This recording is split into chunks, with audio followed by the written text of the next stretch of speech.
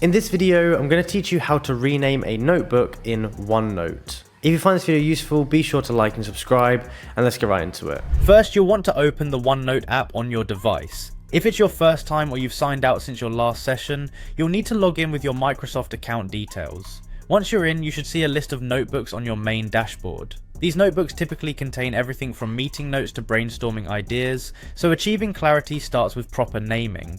Now focus your attention on the navigation pane and locate the section labelled My Notebooks.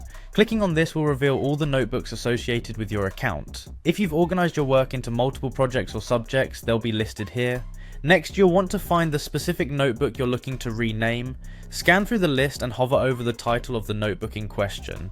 On the far right of the notebook title, you should see an icon for settings. This resembles a gear or 3 dots, depending on which version of OneNote you're using.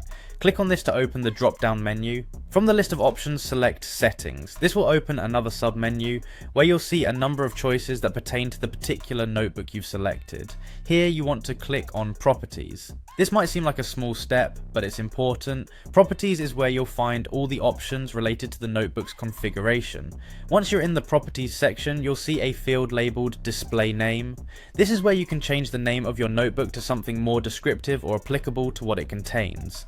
Simply click on this field and you'll be able to delete the existing name and type in the new one that fits your needs. This rebranding of your notebook allows you to better align it with its contents or intended purpose. After typing in your new name, be sure to save your changes. In many cases, this is done by simply clicking anywhere outside the text box, but always double check to see if there's a save or OK button to confirm your changes. It's a quick and simple task, but it makes a world of difference in keeping your digital workspace organized. And there you have it, you've successfully renamed your notebook in OneNote, optimizing your workflow and ensuring that navigation within your notes is a breeze. Thank you for joining me today, and I hope you found this guide helpful. Be sure to like and subscribe for more tutorials just like this one. Happy organizing!